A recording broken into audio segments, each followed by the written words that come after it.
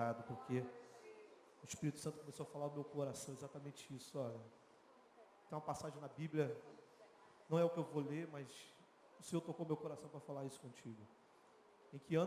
No ano que morre o rei Uzias, um ano difícil para a nação, a Bíblia fala que nesse momento, Isaías ele tem uma visão, tem um chamado, ele vê o Senhor no seu trono, e ali sendo rodeado pelos querubins, pelos serafins. E o Espírito Santo falou comigo para falar com a igreja exatamente isso. Em anos e momentos difíceis, Deus levanta profetas. Deus levanta pessoas e Ele espera que eu e você tenhamos a disposição desse homem de dizer: envia-me a mim, Senhor. Eu gostaria que você abrisse a sua Bíblia, João capítulo 11.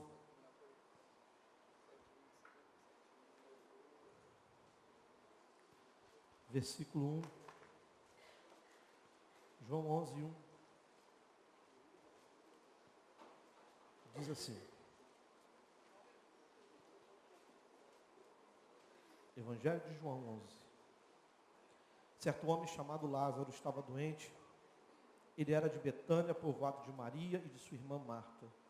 Maria, cujo irmão Lázaro estava doente, era a mesma que derramara bálsamo perfumado sobre o Senhor e lhe enxugara os pés com os cabelos. Então as irmãs de Lázaro mandaram dizer a Jesus: Senhor, aquele a quem amas está doente. Mas ao ouvir isso, Jesus disse: essa doença não é para a morte, mas para a glória de Deus, para que o Filho de Deus seja glorificado por meio dela. Jesus amava Marta, a irmã dela, e Lázaro. Mas ao saber que ele adoecera, permaneceu ainda 2 dias no lugar onde estava, e disse depois aos discípulos: vamos outra vez para a Judéia. E eles lhe disseram: Rabi, há pouco os judeus procuravam apedrejar-te, e mesmo assim voltas para lá? E Jesus respondeu: o dia não tem 12 horas, se alguém anda de dia não tropeça, pois vê a luz desse mundo, mas se anda de noite tropeça, pois nele não há luz. E tendo dito isso, acrescentou: nosso amigo Lázaro adormeceu, mas vou despertá-lo do sono. E os discípulos lhe disseram: Senhor, se ele está dormindo, ficará bom. Jesus havia se referido à morte de Lázaro, mas eles entenderam que ele falava do sono. Então Jesus lhe disse claramente: Lázaro morreu.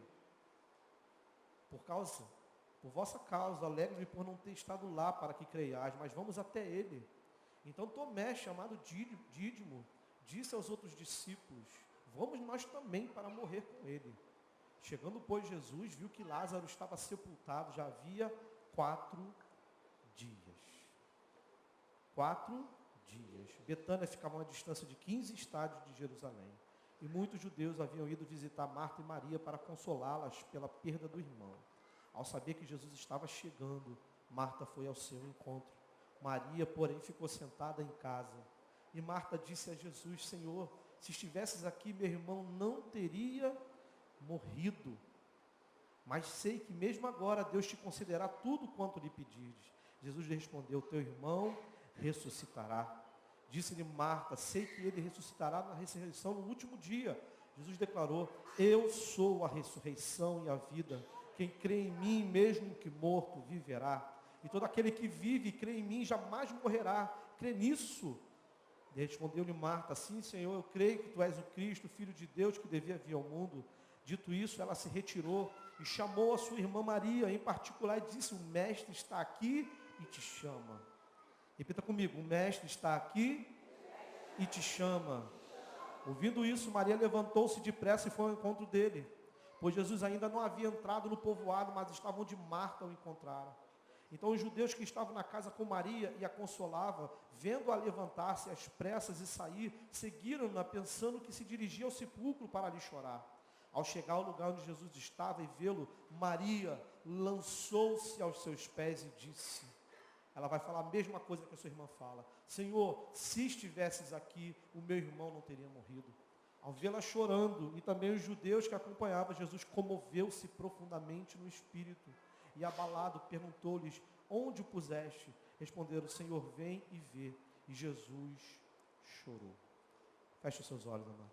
Senhor, nós queremos te agradecer por esse momento, Deus, tão sublime, Pai, de ouvirmos a sua voz falando no nosso coração. Como é bom, ó Pai, poder te adorar. Como é bom entrar na sua casa e sentir o cheiro suave da adoração, Senhor. Como é bom, Deus, poder estar na tua casa todos os dias da minha vida, como Davi assim disse. Não há lugar melhor. Tua palavra diz, até o pardal encontrou casa e andorinha, ninho para si. Mas eu encontrei os seus altares, Senhor. Nós encontramos os seus altares. É aqui que nós oferecemos o nosso culto e somos gratos ao Senhor. Fala conosco essa noite em nome de Jesus. Amém. Amém, amado. Pode sentar em nome de Jesus. Sente agradecendo a Deus por você ter ficado um período em pé. Não é?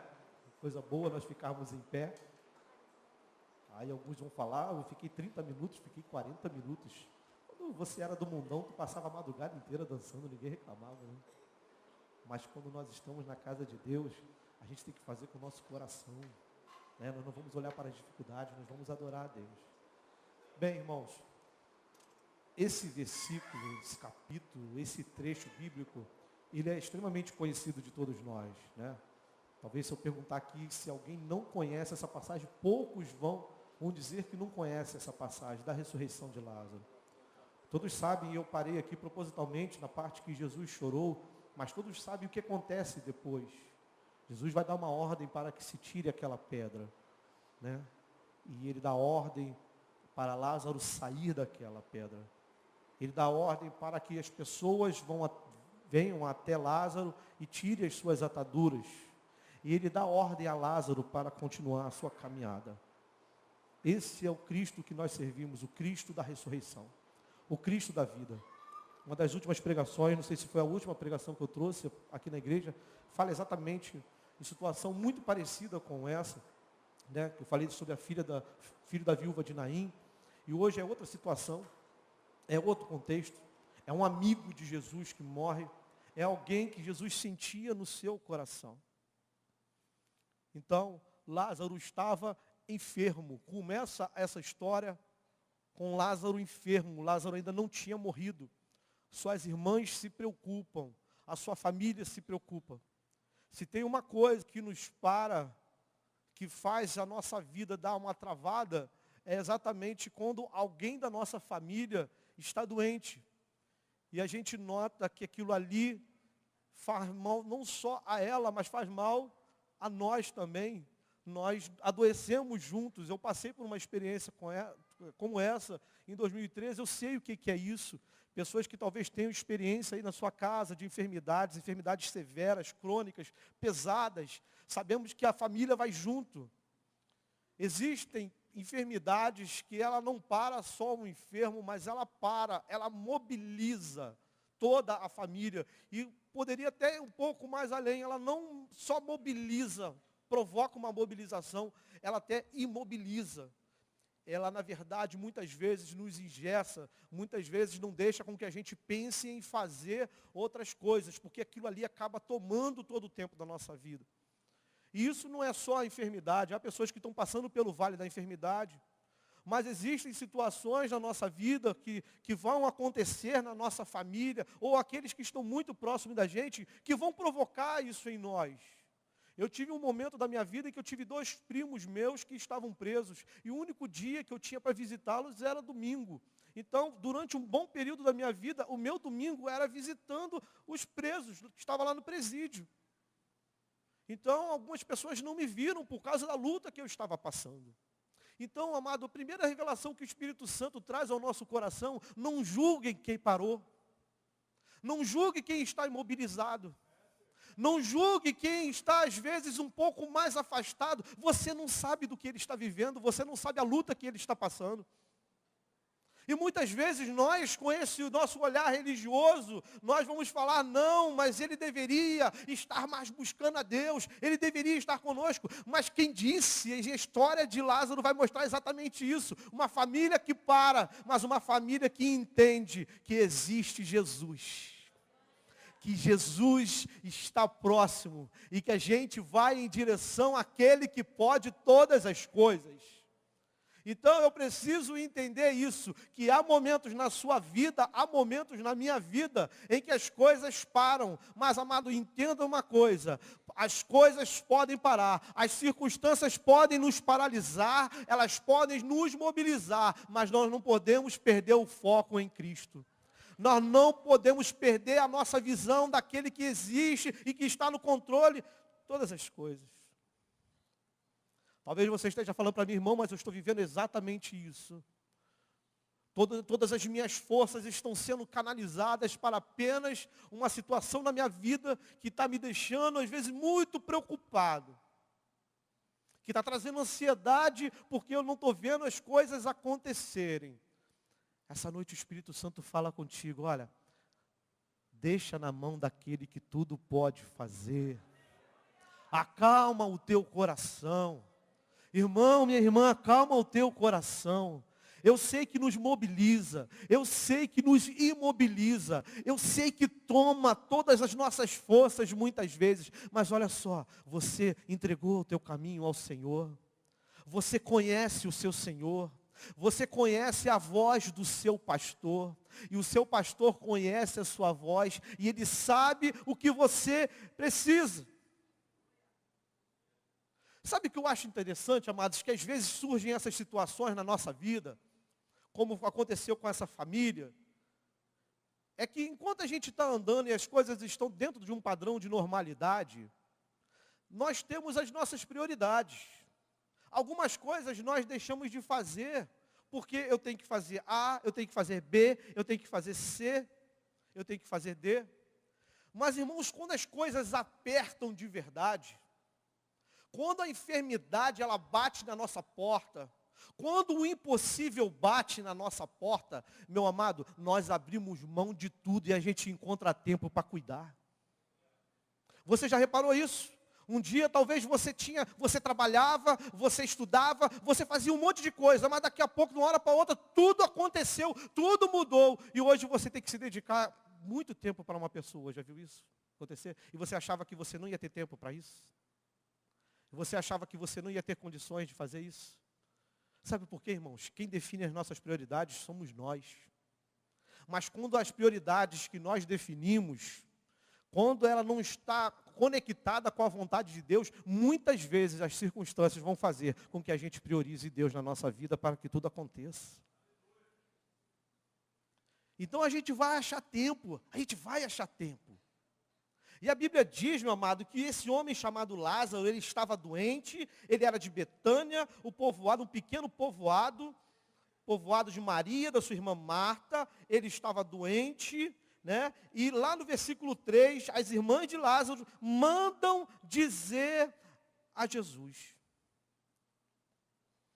Qual foi a prioridade dessa família? Qual foi a mobilização dessa família? A cura de Lázaro. Aí eu gostaria de conjecturar com você aqui exatamente essa situação. Essa família passando por esse vale, por essa dificuldade. Jesus não está tão perto de lá. Jesus está mais ou menos uma certa distância, mas dava para se chegar lá. E não são elas que vão, porque não tinha o porquê elas irem, elas vão e mandam alguém ir até Jesus. E eu gostaria de conjecturar dessa pessoa que vai em direção a Jesus e que vai levar essa mensagem para Jesus. Porque você vai ver que quem chega até Jesus e fala do estado de Lázaro não são as suas irmãs.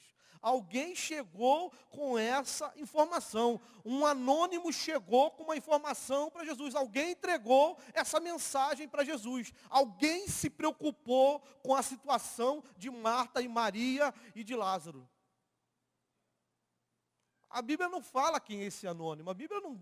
Tem coisas que a Bíblia costuma dizer, tem coisas que a Bíblia quer dizer, e tem coisas que a Bíblia não quer dizer porque não interessa. Mas, na verdade, esse anônimo, ele fez toda a diferença. Porque ele vai lá, chega até Jesus, dá essa informação. Olha só, versículo 13, as irmãs de Lázaro mandaram dizer a Jesus. Alguém levou essa informação a Jesus. Senhor, aquele a quem amas está doente. O mensageiro, esse emissário, levou essa informação. Senhor, aquele que tu amas. Olha que interessante, né? Aquele que tu que tu amas está doente.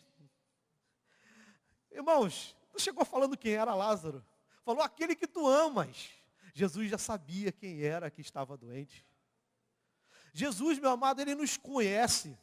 Jesus nos conhece muito mais do que nós pensamos que nos conhecemos. O teu deitar, o teu levantar, a Bíblia diz que Deus conhece. A Bíblia diz que ainda quando você era uma substância informe dentro do ventre da sua mãe, ali o Senhor já te conhecia. Ali o Senhor já tinha projetado. Jesus conhecia Lázaro. Jesus sabia do problema que estava passando por Lázaro. E Jesus vai liberar uma palavra para esse emissário. Jesus vai mandar um recado para essa família. Olha que coisa maravilhosa. O que Jesus vai dizer?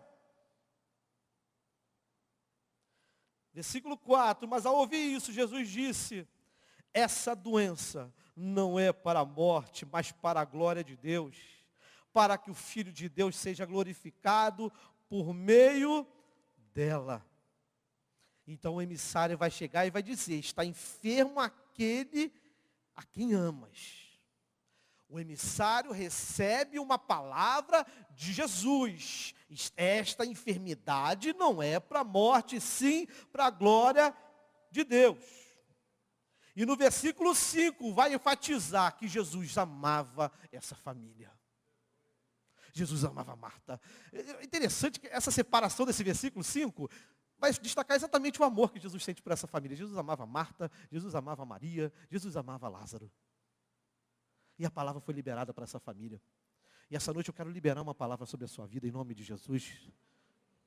Olha, essa enfermidade não é para a morte, é para a glória de Deus. O que você está passando, amado, creia nessa palavra, ainda que o quadro pareça contrário, o que você está passando, Deus vai ser glorificado. Jesus vai ser conhecido por aquilo que você está vivendo. A luta que você tem passado, entenda uma coisa, Deus sabe. E Deus vai levantar pessoas para trazer palavras de fé para você. Deus vai levantar homens e mulheres que vão trazer coisas vindas de Deus para abençoar a sua vida. Eu creio nisso, você crê nisso? Eu creio, amado, nessa palavra. Eu creio num Deus de milagres. Eu creio num Deus que se preocupa conosco. Eu creio num Deus que separa um versículo na Bíblia para falar que Ele ama uma família. Esse é o Deus que nós servimos. Esse é o Deus que chora pela gente. Então esse homem recebe essa palavra que Jesus vai dizer para ele, não é para a morte. O que move Jesus em nossa direção é o seu amor. O que moveu Jesus em direção a essa família, em direção a Lázaro, é o amor que ele sentia por essa família. Então a primeira coisa que Jesus vai fazer, que ele faz com o homem é exatamente isso, é trazer paz ao nosso coração. Quando nós levamos alguma coisa, quando nós levamos as nossas demandas para Jesus, quando nós levamos as nossas enfermidades diante de Jesus, quando nós levamos tudo aquilo que nós estamos vivendo e levamos até Jesus, a primeira coisa que Jesus faz, amado, antes de fazer o milagre, é trazer paz ao nosso coração. E ele sempre traz um emissário para falar a respeito daquilo que ele vai fazer. E essa noite, amado, Deus traz um emissário, me perdoe, mas sou eu sou esse emissário para falar para a sua vida. Olha só, amado, em nome de Jesus, olha, é para a glória de Deus, é para a glória. Sabe por quê? Você orou ao Senhor, tem pessoas que entraram aqui, que oraram a Deus e falaram, Senhor, eu preciso ouvir a sua voz. E Deus tem um emissário essa noite para trazer a palavra para você. Olha, tenha paz no seu coração, isso vai passar, essa luta vai passar, essa dificuldade vai passar, você vai passar por isso cantando e glorificará o meu nome. Vamos passar em nome de Jesus. Isso não é para a morte, isso é para a glória dele. Aí você vê o emissário e seu dilema. Porque Jesus vai demorar 4 dias para chegar até a casa de Marta e Maria. E com certeza esse emissário ele não volta com Jesus, ele vem antes de Jesus. E ele traz essa palavra para essa família. Só que ele vai trazer a palavra para essa família e o que ele vai encontrar? Ele vai encontrar talvez o quadro de morte, a Bíblia não fala. Mas a Bíblia diz que Jesus, já conversando com os seus discípulos, ele vai dizer que Lázaro já estava morto. Então, provavelmente, na caminhada, esse homem recebe essa palavra maravilhosa de Jesus e sai ali em direção a Betânia, volta para Betânia, e quando chega em Betânia, qual é o quadro que esse homem vê? De morte. Ele vai ver uma palavra sendo liberada e uma realidade completamente diferente daquilo que foi falado por Jesus. Olha o grau de fé que muitas vezes Deus vai exigir de mim e de você. Quantas vezes você já não chegou nesse lugar, você recebeu uma palavra. Talvez essa noite você receba essa palavra e quando você chegue lá na sua casa e você vê que as coisas não mudaram. Quantas vezes, meus amados, nós recebemos uma palavra de fé, uma palavra de verdade, e quando chegamos em nossa casa, quando chegamos diante dos nossos problemas, quando chegamos diante das nossas dificuldades, o quadro piorou. Mas, amados, entre ficar com o quadro de morte e ficar com a palavra de Jesus, eu continuo com a palavra de Jesus. Porque se Ele falou, vai acontecer. Se Ele disse, as coisas vão mudar. Não há morte, não há inferno, não há nada que pare diante da palavra de Jesus. Se Ele falou, vai ter que ressuscitar, vai ter que voltar à tona, vai ter que voltar à vida, porque a promessa que Ele manda para nós, ela não vai morrer, amado.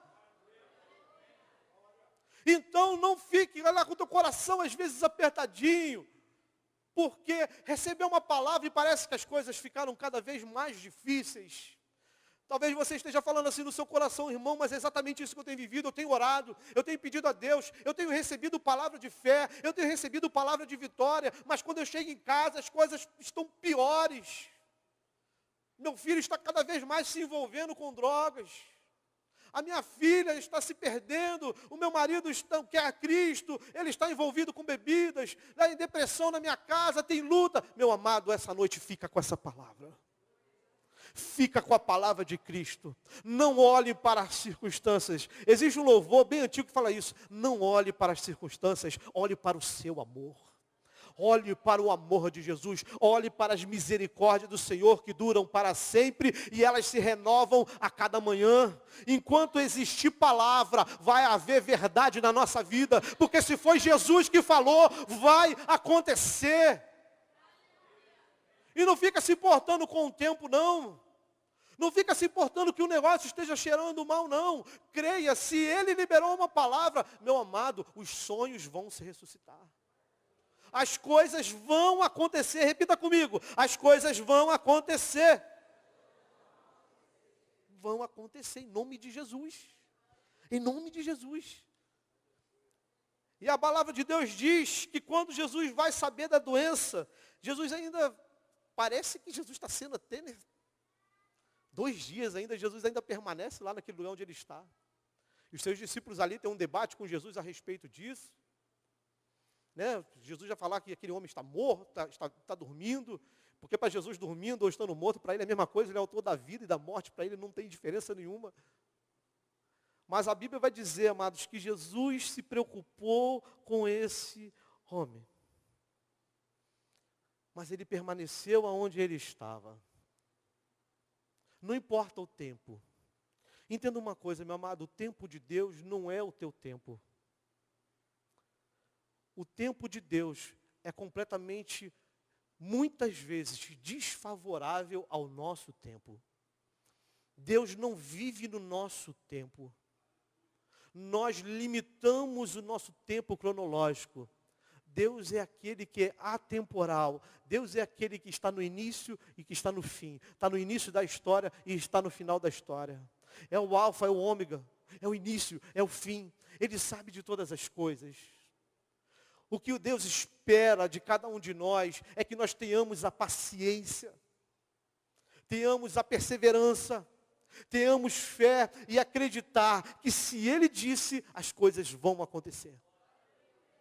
Então aquele homem chega, quando ele vê aquele quadro, ele chega talvez animado, opa, vou falar que Jesus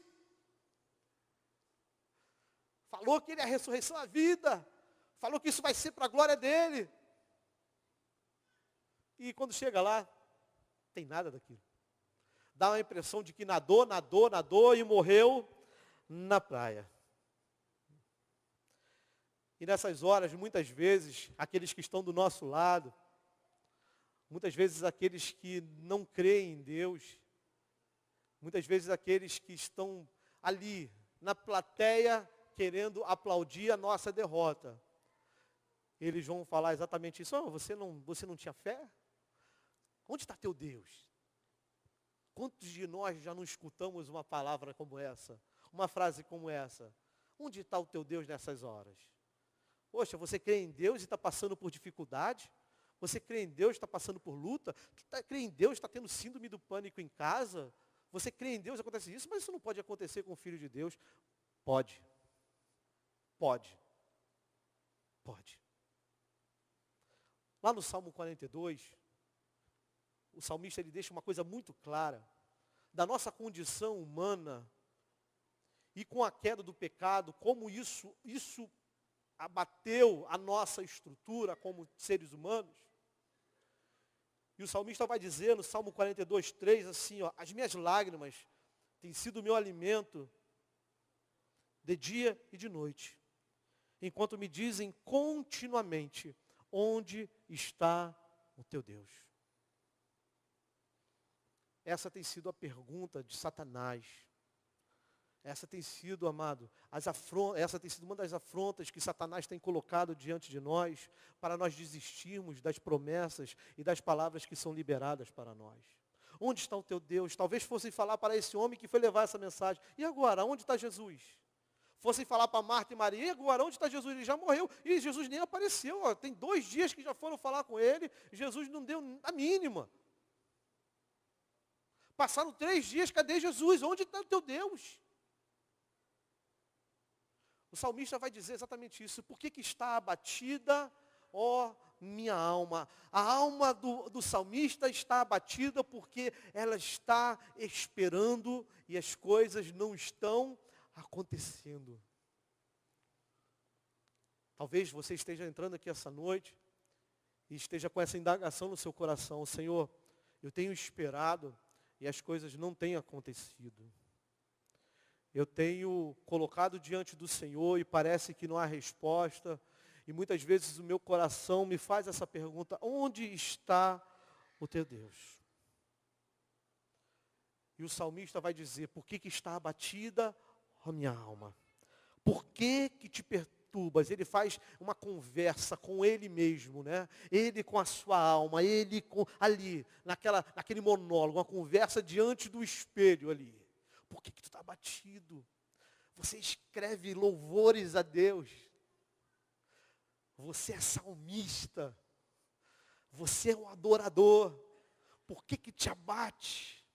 Aí o Espírito que está nele começa a revelar para ele: espera em Deus. Espera em Deus, pois ainda o louvarei. Está no futuro. Eu ainda o louvarei. Ele é o meu auxílio e Ele é o meu Deus. Eu recebi uma palavra. A alma está abatida. As lutas estão acontecendo. A minha família está mobilizada. Mas a palavra foi liberada. E a palavra ela tem poder sobre a sua vida. E essa palavra faz toda a diferença na vida da igreja. Se a palavra é liberada, fique com a palavra. Não fique com a circunstância. Não fique com a morte, fique com o autor da vida. Não fique com as palavras que vêm do lado de lá, do lado de cá. Fique com a palavra que Deus liberou para você. E essa noite Deus libera uma palavra para você, minha amada. Deus libera uma palavra para você, meu querido. Olha, eu estou vendo o que você tem passado. Jesus sabia, não precisou falar que era Lázaro. Jesus já sabia que era o seu amigo. Jesus vai dizer exatamente isso para os seus discípulos: olha, eu não chamo vocês de servos, porque o servo não sabe o que faz o seu Senhor. Eu chamo vocês de amigos. Amigo tem intimidade.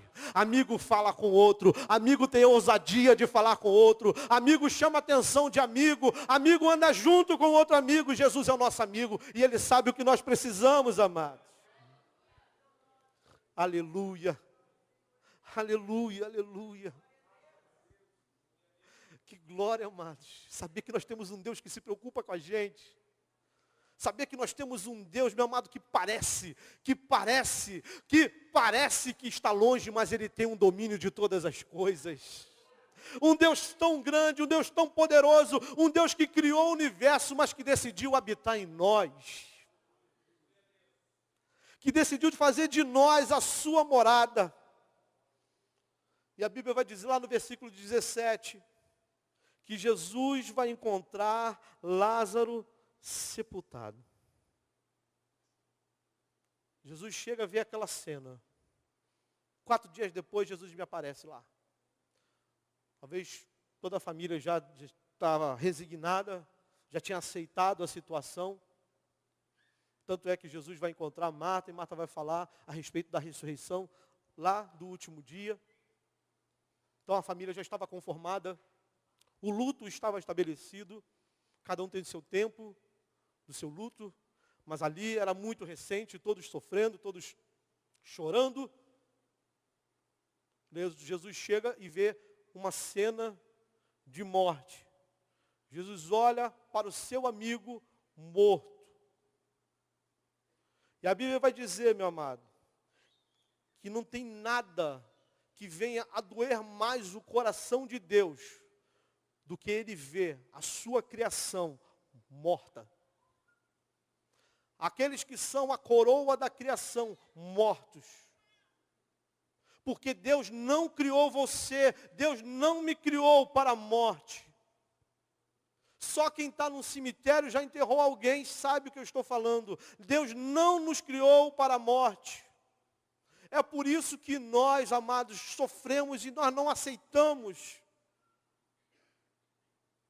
Jesus olha para aquela cena e vê Lázaro morto. E se tem algo que dói o meu coração é ver alguém que eu amo morto. Se tem algo, amado, que mexe com a nossa vida, é saber que aquele que nós amamos, nós nessa vida, nós não o veremos mais. Porque a morte nessa vida, ela não traz esperança, a morte é uma sentença. A morte não tem futuro aqui nessa vida. Por isso que nós não choramos por ele, nós choramos por nós, pela saudade que nós vamos sentir. Só quem já viveu o que eu estou falando sabe exatamente isso. Porque a morte não tem mais projeto de futuro, a morte enterra tudo. Quando a morte não existe sonho. Mas quando eu olho para cenas como essa, eu entendo uma coisa que está lá em Lucas capítulo 18, versículo 27, que as coisas que são impossíveis aos homens são possíveis a Deus. São possíveis a Deus, ainda que o quadro seja de morte. Quando entra o autor da vida, todo o quadro se muda. Tudo pode acontecer quando ele entra na história. Quando Jesus entra na história, tudo pode mudar. Aí você vê naquele momento que Jesus chega, Jesus vê o seu amigo morto. Dói o coração de Jesus em ver a humanidade a que ponto a humanidade chega sem Deus, porque o salário do pecado é a morte. Mas o dom gratuito de Deus é a vida eterna. É quando, mais uma vez eu repito, a vida encontra a morte. Aí você vê Marta, e Marta já tem um histórico com Jesus, né? Marta é aquela que vai ficar nos afazeres lá na casa dela. Maria é aquela que parece que é preguiçosa, que fica lá nos pés de Jesus, né? E ela vai reclamar com Jesus, Maria fica aí nos seus pés, aí não faz nada, manda ela fazer alguma coisa. Jesus vai dizer, olha, Maria, ela escolheu a melhor parte. Aí você já vê Marta colocando os pés pelas mãos novamente, porque naquela época era comum a tradição, os judeus, as mulheres, nesse momento fúnebre, as mulheres não podiam sair de dentro da sua casa. Tanto é que você vai ler nessa passagem que Marta sai da sua casa, ela quebra esse protocolo, ela quebra essa tradição entre os judeus, e ela vai em direção a Jesus, mas Maria permanece. Maria fica dentro de casa. E quando Marta ela vai chegar para Jesus, ela vem na direção de Jesus. Eu entendo que é uma situação de desespero. Eu entendo que é uma situação que quando realmente isso acontece na nossa vida, quando estamos passando por momentos agudos na nossa vida, nós quebramos protocolos, nós nos desesperamos. A gente vai ver passagens até de desespero dos apóstolos, de tanta perseguição. O apóstolo Paulo vai falar que ele chegou a desesperar até a morte, porque tem hora que a vida ela faz isso com a gente mesmo, nos faz quebrar protocolos, fazer besteira, colocar os pés pelas mãos mesmo. Porque a morte faz isso com as pessoas. Você já foi no enterro em que você viu o desespero? Já viu aqueles enterros que as pessoas botam a mão na cabeça e desmaiam? Já foram em enterro em que vocês veem que as pessoas gritando, desesperadas? Na maioria das vezes, ali é remorso. Muitas vezes, na maioria das vezes, dentro do coração está dizendo assim, eu poderia ter pedido perdão. Muitas vezes no coração poderia ter dito, olha, poderia ter sido diferente a minha vida com ele. Nosso relacionamento poderia ter sido diferente. E essa noite o Espírito Santo está falando contigo, olha para essa pessoa que está do teu lado aí, olha para ela. Aproveita ela, irmão. Aproveita a vida com ela. Ame essa pessoa. Se for parente, tá? Agarre essa pessoa. Porque depois, irmão, não existe entendimento como vai depois lá para o chão, lá para o buraco. E a gente fica se pegando, eu acho que essas palavras a respeito de morte, a gente vai no enterro, é um lugar bom para evangelizar, para abrir a nossa mente, porque ali a gente vê o nosso fim, o fim dessa carne.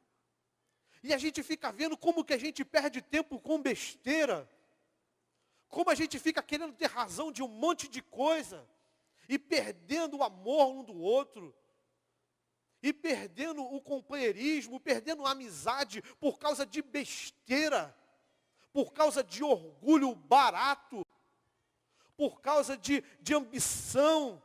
Estamos abrindo mão daqueles que a gente ama e uma hora a vida vem e leva, aí você vai chorar lá no enterro. É desespero, mas amados, quando nós temos a Cristo e a nossa família está debaixo das mãos de Cristo, tudo é diferente. A dor há, a luto há, a tristeza há, mas há paz no coração. Porque nós sabemos para onde nós estamos indo. Nós não morremos, nós somos promovidos a cidadão dos céus. Nós somos promovidos. Mas onde há desespero, eu não posso acreditar que exista a aprovação de Deus. Então, valoriza a sua filha, valorize o seu filho, ame, agarre. Ele vai ficar com raiva de você, porque ele cresceu, está adolescente, está um jovem, já está com o braço grosso. Abraça mesmo, beija, aproveita. Filho, honra a sua mãe e seu pai, para que se prolongue os seus dias na terra. Honre as pessoas que estão contigo, ame as pessoas, perdoe as pessoas. Sejam perdoadores, sejam misericordiosos. Marta e Maria dariam tudo para ter o seu irmão de volta. Sabe, tem coisas que a gente perde, irmãos, e que muitas vezes não tem volta. Tem coisas que nós perdemos só Jesus entrando na história e ressuscitando. Só Jesus entrando na nossa vida, porque a morte, ela não pede carona, ela não pede passagem. A morte, ela vem para mim e para você. E aí Marta vai dizer para Jesus, Jesus, se o Senhor estivesse aqui, isso não teria acontecido. Isso não teria, Jesus. Talvez nas entrelinhas, né, nós fomos falar para Jesus, porque o Senhor não apareceu, porque o Senhor não estava na hora para resolver esse problema. Mas quando a pessoa está no luto, deixa falar, irmão. Deixa falar. Dê o seu ombro e o seu silêncio. Quando a pessoa está passando por dificuldade, quando a pessoa está no vale da enfermidade, quando a pessoa está em depressão, olha, a melhor coisa que você faz, um grande conselheiro, é você ouvir. É você escutar, é você oferecer o seu ombro e apenas falar, eu estou aqui. Quanto menos você falar, mais Deus vai agir em momentos de luta como esses. Então é momento de você oferecer o teu coração. E ela vai dizer para Jesus, Jesus, se o Senhor estivesse aqui, Jesus, isso não teria acontecido. Mas um alerta vem para a gente. Porque muitas vezes nós queremos padronizar como que Deus age. Ah, se Jesus estivesse, as coisas aconteceriam. Ah, se Jesus estivesse fisicamente aqui em Betânia, meu irmão continuaria vivo. É você limitar o que Jesus pode fazer. Irmão, Jesus poderia estar lá na China. Se Jesus desse uma ordem, Lázaro era ressuscitado. Jesus está, amado, entenda uma coisa, Jesus transcende a nossa mente. Jesus vai além do teu entendimento, Jesus vai além do meu entendimento. Nosso entendimento é limitado a respeito de Jesus. A Bíblia fala que nós o conhecemos apenas em parte. Um dia nós o veremos face a face, mas o pouco que nós conhecemos, podemos ver muita coisa que Ele pode fazer. Muita coisa. Então não tenta colocar Jesus numa caixinha de sapato e falar que Jesus só vai agir se for dessa forma. Jesus só vai trabalhar se for dessa forma. Ah, se tiver isso, Jesus faz. Se não tiver, Jesus não faz. Para com isso. Jesus é Jesus. Dele é o querer. Dele é o efetuar. O Espírito Santo trabalha como quer, da forma como Ele quer. O vento sopra, a Bíblia diz, como Ele quer. Assim é o Espírito de Deus. Ele vai fazendo aquilo que lhe apraz. Não tente padronizar Deus. Não tente padronizar o agir de Deus. Apenas receba a palavra e confia no que Ele vai fazer, amado. Ah, se vai fazer assim, se vai fazer assado, se vai fazer desse jeito, não importa o que Ele vai fazer, de que forma vai fazer. O que importa é que eu tenho que estar na posição de receber o que Ele vai me dar. Esse é Jesus de Nazaré, amado. Então você vê Marta tendo essa atitude, quebrando protocolos, saindo lá da sua casa, correndo em direção a Jesus. Imagina os judeus ali aterrorizados, apavorados, escandalizados. Ela saiu, ela não deveria sair de dentro de casa. Maria fez o que era certo, Marta já fez besteira. Mas nessa hora não julgue. Não julgue. Não julgue. Quanto menos você julgar, eu escutei hoje isso na escola dominical. Quanto menos você julgar, menos você será julgado. Tanto é que Jesus vai dizer, não julgueis para não ser julgado. Aí Jesus vai trazer uma palavra, Jesus já tinha liberado a palavra para aquele emissário abençoado. E Jesus vai liberar a palavra para essa mulher. Jesus vai dizer, o teu irmão vai ressuscitar. O teu irmão vai ressurgir. Ele vai ressuscitar. Mas como Jesus no último dia, olha, não, eu sou a ressurreição e a vida. Eu sou, não tem essa conversa de que não, eu ajo, eu posso, eu me respaldo, eu sou Jesus. Eu não aponto para caminhos, eu sou caminho. Eu não aponto para um tipo de vida, eu sou a vida. Ele não aponta para uma determinada verdade que esse mundo vai relativizar, não. Ele vai dizer, Ele é a própria verdade. A verdade é uma pessoa, a verdade é Jesus. Então quando Ele fala que ela vai ressuscitar, Ele está dizendo o seguinte, eu vou entrar na vida de Lázaro. Eu posso fazer isso. Então, amados, diante dos impossíveis que se apresentam diante de nós, tudo é possível àquele que crê. Porque se você estiver com Cristo, o impossível que se apresentar, amado, fica com o possível para você. O impossível é dele.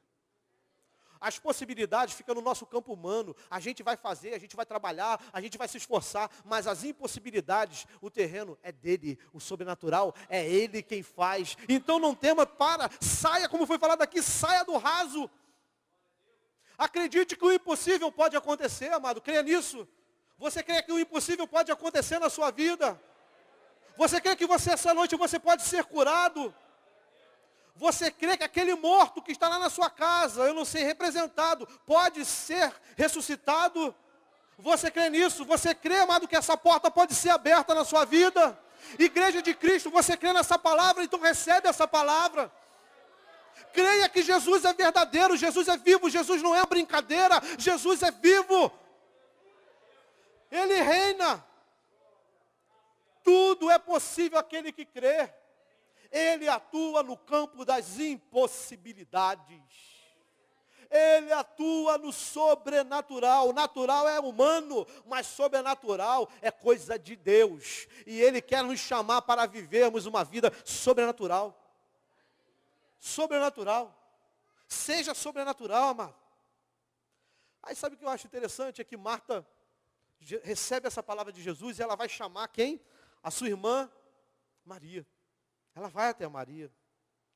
Marta vai chamar Maria. Vem cá, Maria. E ela vai dizer para Maria: Maria, o mestre chegou. Sabe o que significa? Chegou o bálsamo. Chegou a paz. Chegou o cumprimento daquela palavra que o emissário trouxe. Talvez ela não estivesse acreditando mais. Chegou.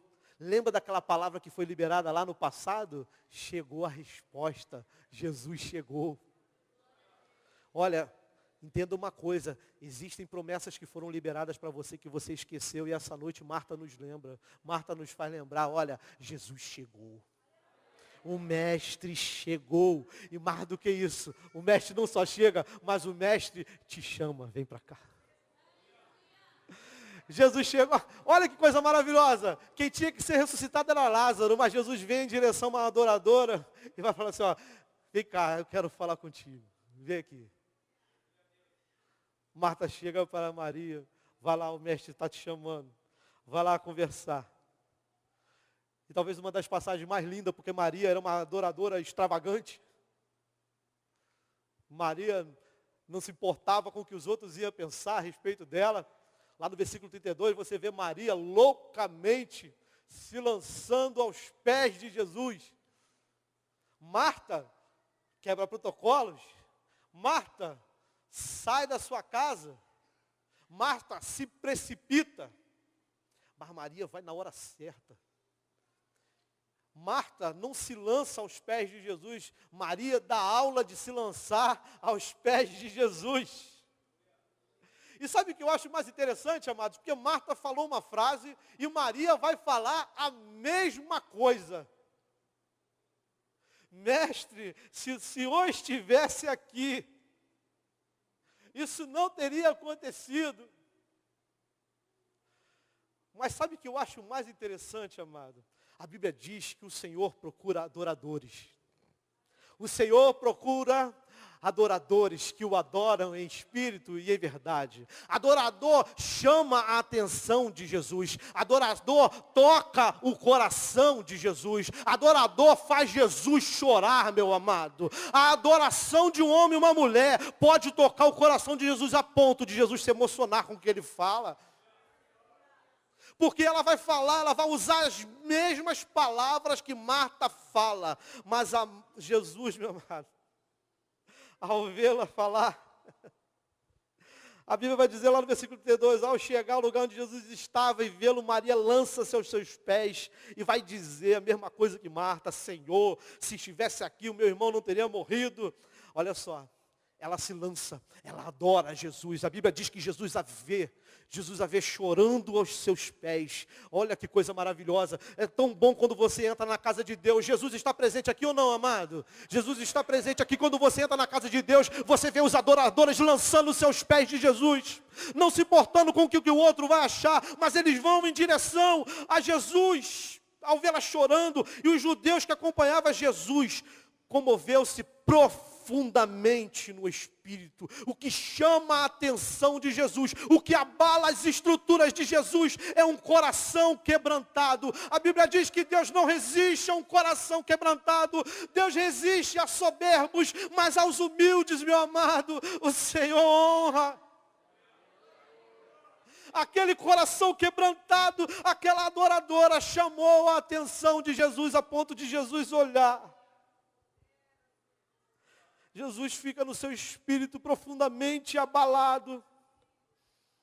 E ele vai dizer: onde puseram? Ele responde: Jesus, Senhor, vem e vê. Arranca lágrimas de Jesus, amado. Está na hora de nós começarmos a chamar a atenção de Jesus para aquilo que nós estamos vivendo e tocarmos o coração dele. Sabe, amado Jesus, você é sensível, você tem sentimentos. Sabe por que você tem sentimentos? Porque Deus tem sentimentos. A Bíblia vai dizer, amados, que nós somos, né, a imagem e semelhança. Deus lá no soprar do Espírito em nós, e colocou isso em nós, Ele colocou algumas características dele, e uma delas é a sensibilidade. Sensibilidade. Deus espera que homens e mulheres estejam sensíveis ao seu chamado, aquilo que ele sente, ela sente. Naquele momento que Maria vai diante de Jesus, ela está sentindo no seu coração a mesma coisa que Jesus está sentindo. Eu gostaria que você ficasse de pé nesse momento, amado, em nome de Jesus. Aleluia. Ao vê-la, ela vai se lançar aos seus pés e vai falar: Senhor, se tu estivesses aqui, Senhor. O adorador, ele pode falar a mesma coisa, mas quando você tem essência, amado, toca o coração de Jesus. Não é o que você fala, não é o que você toca, não é o que você canta, não é o que você faz. O que chama a atenção de Jesus é o seu coração. Pode cantar maravilhosamente, pode tocar maravilhosamente, mas o Espírito, quando vem prescrutar o coração da igreja, ele vem olhar como que está o nosso quebrantamento diante dele. É isso que chama a atenção de Deus. Se você conseguir conciliar isso com uma forma excelente, maravilha, mas antes, amados, o filtro de Deus para sermos adoradores é o nosso coração, é a nossa disposição, é a nossa ansiedade que temos em relação a Ele. É isso que chama a atenção de Jesus. É por isso que um fala uma frase, a outra fala a mesma frase, mas Jesus olha o coração. Tem um momento, amados, lá na vida de Samuel, em que ele se enganou por ter que olhar para as aparências. Deus olha o coração. Deus olha o coração. Deus vai falar: não atente para a aparência, não atente para o que está diante de você. Olha o coração. O Espírito Santo olha o nosso coração. Jesus viu o coração de Maria, e quando ele olhou para o coração de Maria, isso tocou nele profundamente. Sensibilizou Jesus. O adorador tem essa capacidade de sensibilizar o Espírito, de sensibilizar Jesus, a tal ponto que Jesus vai chegar e vai dizer: tirai a pedra. Ele vai até o sepulcro e diz: tirem a pedra. E a Marta, irmã do morto, vai dizer: Senhor, ele já cheira mal, que já faz muitos dias, já faz 4 dias. Aí Jesus vai falar: mulher, não te disse que se você crer, você verá a glória de Deus? Às vezes nós insistimos, recebemos uma palavra, e muitas vezes nós não acreditamos, nós não tomamos posse daquilo que Jesus fala conosco. Creia. Quem crê, vê a glória de Deus. Quem crê, vê a glória de Deus. Ele traz mais uma vez paz ao coração de Marta. Creia somente, creia. Creia nessa palavra. Aí ele vai dizer: tire a pedra. Tire a pedra. E as pessoas foram até lá e tiraram a pedra. Jesus tem algumas frases que são bem emblemáticas, né? Tire a pedra. Depois Jesus vai falar: Lázaro, vem. Tira. Vem. Lázaro, vem para fora, Lázaro. Vem para fora. Depois Jesus dá outra ordem: desatai-o. Tira aquilo que vai impedir o seu caminhar. Tire aquilo que vai impedir das pessoas verem o milagre que eu fiz na vida dele. Você lembra, meu amado, quando nós falamos que Jesus, lá quando o rapaz vai até Jesus, a pessoa vai até Jesus para falar com Jesus, ele vai falar que essa enfermidade não era para a morte. Jesus vai dizer, isso não é para a morte, isso é para a glória de Deus. Sabe por quê, amados? Se você continuar um pouquinho lendo o livro de João, o Evangelho de João, você vai ver que lá na frente, Lázaro dava testemunho daquilo que Jesus tinha feito na vida dele. Tanto é que vão intentar matar Lázaro. Lázaro é aquele que você não escuta nenhuma frase dele na Bíblia. Alguém ouviu Lázaro falar na Bíblia? Alguém viu alguma conversa de Lázaro na Bíblia? Sabe por quê? Ele não precisou falar a respeito do milagre. Ele era o próprio milagre. Porque quando nós vivemos o milagre de Deus, nós não precisamos, amado, ser ufanista. Quando nós vivemos o milagre de Deus, nós vamos ser perseguidos. Vão querer nos matar, mas vai ter muita gente querendo se aproximar de nós e falar o que Deus fez na vida deles. E foi isso que aconteceu. Jesus vai dizer, Lázaro, vem para fora, tire a pedra. Tire a pedra. A pedra impedia as pessoas de ver o milagre. E eu quero te fazer essa pergunta essa noite. Qual é a pedra que está impedindo você de ver o seu Lázaro ressuscitado? Qual é a pedra que está impedindo você de ver o milagre? Talvez seja a pedra da incredulidade. Talvez seja a pedra do racionalismo. Talvez seja a pedra da conformidade, já está conformado. Mas, amados, Jesus vem nos chamar para isso. Olha, tire a pedra. O milagre vai aparecer. O milagre vai aparecer. Desatai esse milagre. E eu acho que uma das coisas mais maravilhosas, e a gente não atenta para isso, é que depois de tirar a pedra, e passar por esse processo, Jesus vai dizer assim, ó, deixa ele ir. Deixa Lázaro ir. Sabe por quê? Porque ali vai ser um milagre que vai passar pelas ruas de Jerusalém, de Betânia.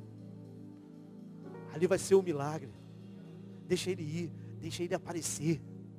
As pessoas precisam ver o que eu estou fazendo. Olha só, esse mundo precisa ver o milagre que Jesus vai fazer na sua vida. Quem crê no milagre? Eu gostaria que você fechasse os seus olhos.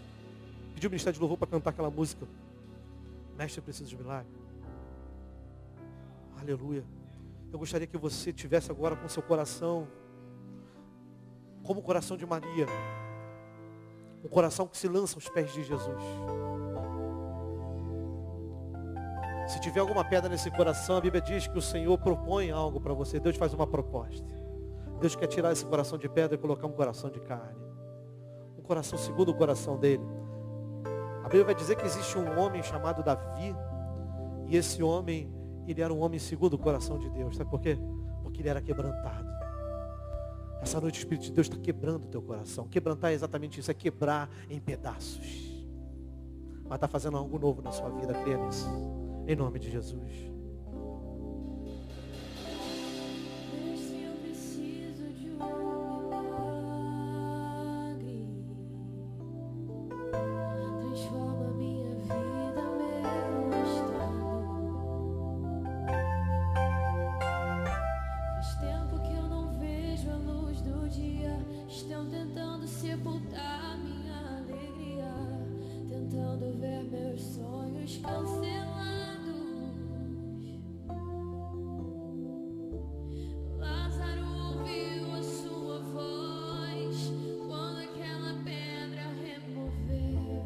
Depois de 4 dias ele reviveu. Mestre, não há outro que possa fazer aquilo que só o teu nome tem todo o poder. Eu preciso tanto de um milagre. Remove a minha pedra, me chama pelo nome. Lázaro, vem para fora.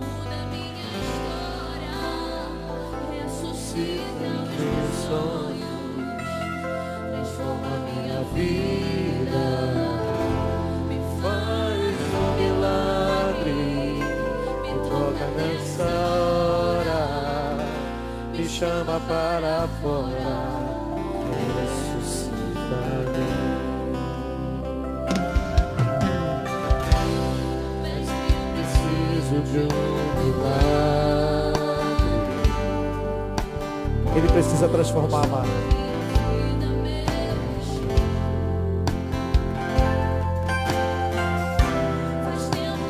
Vejo a luz do dia, estão tentando sepultar minha alegria. O sonho está selado. Lázaro ouviu a sua voz quando aquela pedra removeu. Depois de 4 dias ele reviveu.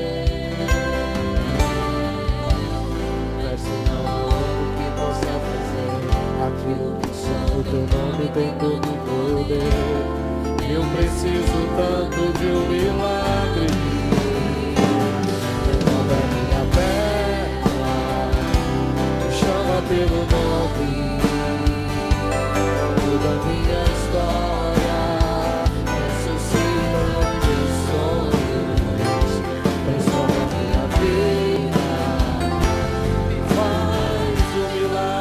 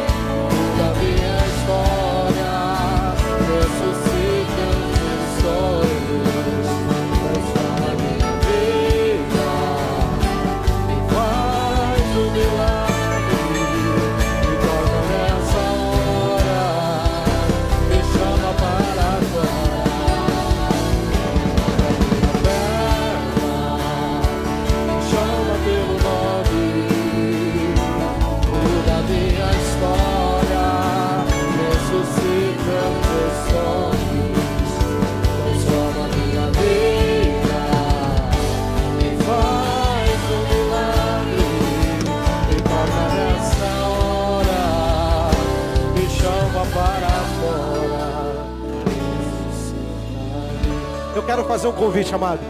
Você que quer viver um milagre de Deus, vem aqui à frente, em nome de Jesus. Vem aqui à frente, rápido, rápido. Eu quero viver esse milagre. Senhor, tira a pedra, eu quero ver o milagre na minha vida. Você entendeu que essa palavra foi para você? Vem aqui à frente, não espera pelo outro. Vem aqui, você que quer um milagre. Lembra de uma coisa, amado, tem emissário de Deus aqui. Tem mensageiro de Deus aqui trazendo palavra para você. Olha, eu sou a ressurreição. Eu sou a ressurreição e a vida. Aquele que crê em mim, ainda que esteja morto, viverá. Aleluia. O milagre de Deus vai acontecer essa noite sobre a sua vida. Em nome de Jesus. Em nome de Jesus. Deus vai restaurar famílias aqui essa noite. Deus vai restaurar, Deus vai ressuscitar relacionamentos essa noite. Pessoas que morreram para as outras em vida, essa noite o Senhor vai ressuscitar. Essa família vai viver em paz em nome de Jesus. Em nome de Jesus, o Espírito Santo está falando conosco essa noite. Aleluia. Irmãos, preste atenção no que eu vou falar para você. Hoje à tarde eu estava preparando uma palavra. Essa palavra eu tenho o costume sempre de fazer, de escrever. O Espírito Santo vai me dando, eu vou escrevendo. Sempre, toda a minha vida foi assim. E eu fui lá para cima, lá, às vezes eu vou lá para trás da minha casa, na parte mais alta, eu fico lá. E agora eu fiz uma obra lá. Aí eu comecei a pedir a Deus inspiração, para uma palavra. Aí meus filhos começaram a tomar banho de borracha na minha frente. Molharam, aqui tem as marcas da água aqui, ó. Não sei se você consegue ver a marca da água aqui. Molharam tudo. Eu falei, olha, vocês estão me atrapalhando. O pai está preparando a mensagem e tal. Daqui a pouco o Espírito Santo falou assim, que isso? Não é isso que você sempre sonhou? Ver os seus filhos brincando. Ver os seus filhos alegres, felizes. Eu não estou te dando palavra com eles aqui. E naquela hora o Senhor ministrou meu coração falando exatamente isso. Olha, valoriza eles. Valoriza eles. Porque isso vai passar. Aproveita esse tempo onde eles vão crescer. Um dia talvez você não vai estar mais na vida deles. Eles não podem, talvez não estarem mais na sua vida. Então aproveita, não reclame daquilo que eu tenho te dado. Igreja, não reclame daquilo que Deus tem te dado. Não reclame do seu filho. Teu filho é uma bênção na sua vida. A sua esposa é uma bênção na sua vida. Para de falar mal do seu marido para os outros. Para de falar mal da sua esposa para os outros. Para de amaldiçoar a vida dos seus filhos. Declara que eles são bênção na sua vida. Declara que eles são bênçãos na sua vida. Porque tu não vai esperar morrer para ficar chamando Jesus para ressuscitar? Não, amado. Aproveita enquanto está vivo. E Deus falou tão profundamente ao meu coração que quando eu entrei no carro com eles, a Júlia falou assim para mim: pai, cadê a minha moeda? Eu quero ofertar. Aí eu fui, peguei, dei umas moedinhas para ela. Gabriel também, pai, a minha também quero ofertar. Aí daqui a pouco o Gabriel falou assim para mim: pai, vamos tirar um tempo para a gente estudar a palavra de Deus. Vamos tirar um tempinho para a gente... Meu filho falou isso para mim, irmão. Vamos tirar um tempo para estudar a palavra. Eu falei: filho, que maravilha, vamos sim. Aí ele falou assim: pai, eu não quero ser só um biólogo, eu quero ser um biólogo e um pastor. Sabe o que é isso, amado? É ver os meus filhos ao redor e ver as bênçãos deles sobre a minha vida. E eu não posso reclamar se eu estou preparando mensagem. Eu paro tudo por causa deles, porque eles são o motivo da minha vida. Eles são o meu primeiro ministério e eu tenho que amá-los. Ame a sua família, ame, busque o perdão, busque o relacionamento, ore por eles, interceda por eles. O milagre vai acontecer em nome de Jesus. O milagre vai acontecer. Ah, mas está morto. O Senhor te chama essa noite e declara: retira essa pedra. O Senhor te dá autoridade. Deus tem dado autoridade a pessoas aqui essa noite. Deus tem colocado sobre a sua mão, minha amada, sobre a sua mão, meu querido, uma autoridade para você chegar na sua casa e declarar sobre aquilo que está morto: saia para fora, tem vida aqui fora, tem caminhada a ser feita ainda, sai dessa morte. Deus tem plano de ressurreição para a sua igreja. A igreja de Jesus, ela é igreja porque ela prova a ressurreição do seu Senhor. Ela prega a vida. Ela não pode viver nas trevas, ela não pode viver na morte, ela tem que pregar a vida, porque ela provou do autor da vida, ela foi ressuscitada com Cristo. Aleluia. Senhor, em nome de Jesus, os meus irmãos que estão aqui à frente querem o milagre do Senhor, estão pedindo, oh Pai amado, para que algo ressurja, Senhor. Os seus Lázaros estão diante do seu altar.